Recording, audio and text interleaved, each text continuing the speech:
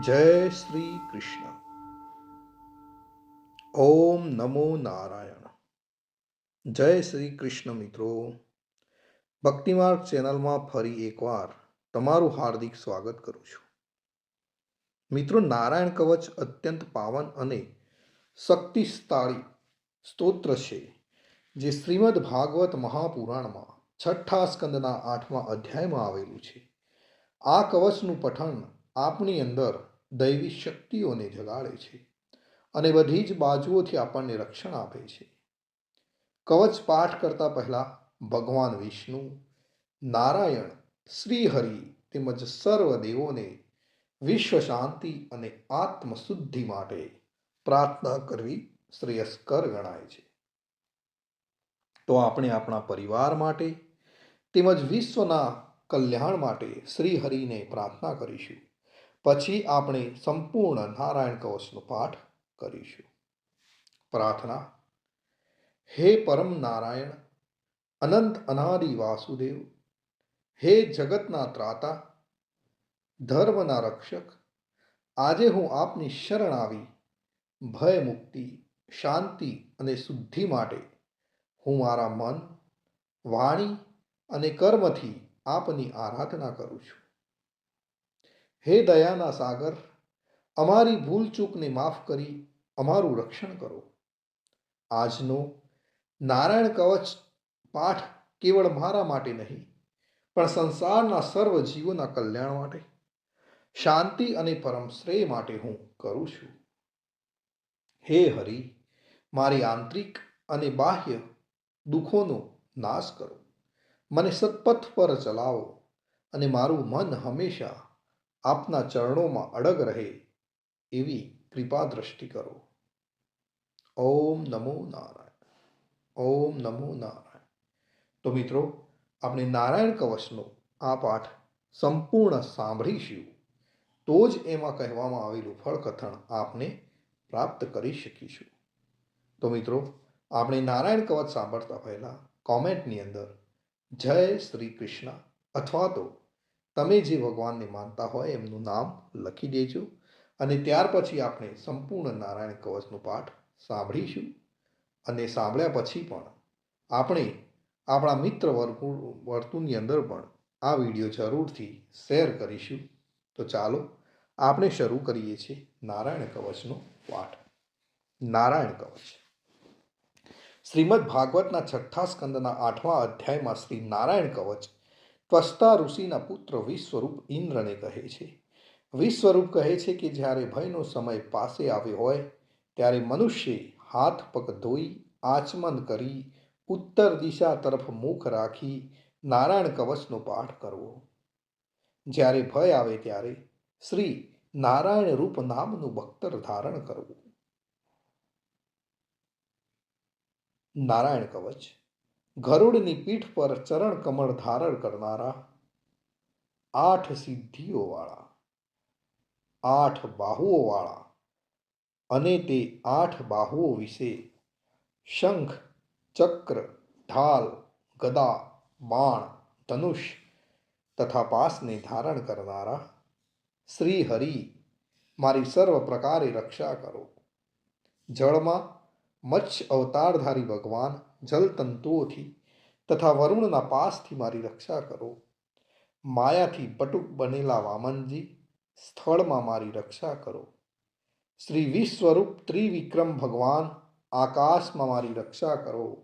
અને જેના અઠાસ્યથી દિશાઓ ગાજી ઉઠી હતી અને ગર્ભિણીઓના ગર્ભ પડી ગયા હતા તેવા નૃસિંહ ભગવાન, દુર્ગ વન અને યુદ્ધ ભૂમિમાં મારી રક્ષા કરો. પોતાની દાઢથી પાતાળમાંથી પૃથ્વીનો ઉદ્ધાર કરનાર ભગવાન યજ્ઞ મૂર્તિ વરાહ, માર્ગમાં મારી રક્ષા કરો. પરશુરામ ભગવાન, પર્વતોના શિખરોમાં મારી રક્ષા કરો. અને ભરતના મોટા ભાઈ રામ તથા લક્ષ્મણ, પ્રવાસમાં અમારી રક્ષા કરો. ઉગ્ર ધર્મ અને પ્રમાદથી નારાયણ ભગવાન મારી રક્ષા કરો. નિંદાથી નર ભગવાન ને યોગ ભ્રષ્ટ થતા યોગેશ્વર દત્તાત્રેય ભગવાન મારી રક્ષા કરો. ત્રણેય ગુણોના સ્વામી ભગવાન કપિલ, કર્મ બંધનથી મારી રક્ષા કરો. સનંત કુમાર ભગવાન કામદેવથી મારી રક્ષા કરો. હયગ્રીહ ભગવાન રસ્તામાંથી જતા અને દેવોને પ્રણામ ન કરવા રૂપી અપરાધમાંથી મારી રક્ષા કરો. હે દેવર્ષિ શ્રેષ્ઠ મુનિ નારદ ભગવાન, ભગવાનની પૂજામાં જે કોઈ વિઘ્ન નડે તેનાથી મારી રક્ષા કરો. અને કૂર્મ અવતાર શ્રી હરિ સર્વ પ્રકારના નરકમાંથી મારી રક્ષા કરો. અયોગ્ય ખોરાકથી ભગવાન ધન્વંતરી મારી રક્ષા કરો. જીતેન્દ્રિય ભગવાન ઋષભદેવ કામ ક્રોધ આદિના ભયમાંથી મારી રક્ષા કરો. યજ્ઞ અવતાર ધારી ભગવાન લોક અપવાદથી મારી રક્ષા કરો. બલભદ્ર ભગવાન મનુષ્ય તરફથી થનારા ઉપદ્રવમાંથી મારી રક્ષા કરો.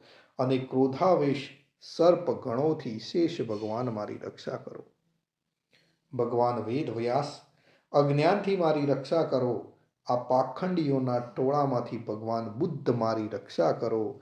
ધર્મની રક્ષા કરવા માટે અવતાર લેનાર કલ્કી કાળના મૂળ રૂપ આ કળિયુગથી મારી રક્ષા કરો. હે કેશવ ભગવાન પ્રભાતમાં ગદાથી મારી રક્ષા કરો. હે વેણુધર ગોવિંદ ભગવાન આ સંકટ કાળમાં મારી રક્ષા કરો. ઉદાત શક્તિ નારાયણ ભગવાન પ્રાહન કાળમાં મારી રક્ષા કરો. હે ચક્રધારી ભગવાન વિષ્ણુ મધ્યાહન કાળમાં મારી રક્ષા કરો. મધુ દૈત્યને મારનાર ઉગ્ર ધનુર્ધારી ભગવાન વિષ્ણુ ત્રીજા પહોરમાં મારી રક્ષા કરો. બ્રહ્મા વિષ્ણુ અને રુદ્ર એ ત્રણ મૂર્તિવાળા ભગવાન માધવ સાય કાળમાં મારી રક્ષા કરો. ઇન્દ્રિયોના સ્વામી ઋષિકેશ ભગવાન પ્રદોષ કાળમાં મારી રક્ષા કરો. પદ્મનાભ ભગવાન કેવળ એક અર્ધરાતથી પહેલાના કાળમાં અને અર્ધરાતે મારી રક્ષા કરો. શ્રી વત્સ સિંહધારી ભગવાન એવા ઈશ શ્રી વિષ્ણુ પાછલી રાતે મારી રક્ષા કરો. તલવારધારી ભગવાન જનાર્દન મળ સખામાં મારી રક્ષા કરો. દામોદર ભગવાન સંપૂર્ણ સંધ્યાઓમાં મારી રક્ષા કરો. કાળ મૂર્તિ ભગવાન વિશ્વેશ્વર સૂર્યોદય પહેલાના કાળમાં મારી રક્ષા કરો. હે પ્રલય સમયના અગ્નિ જેવી તીક્ષ્ણ ધારવાળા ચક્ર વાયુવાળા અગ્નિથી જેમ સૂકું ઘાસ બળીને ભસ્મ થાય તેમ અમારી શત્રુ સેનાને ભસ્મ કરો. હે વ્રજના જેવા તીક્ષ્ણ સ્પર્શવાળા તણખાઓથી ભરેલી ગદા તમે ભગવાનને પ્રિય છો.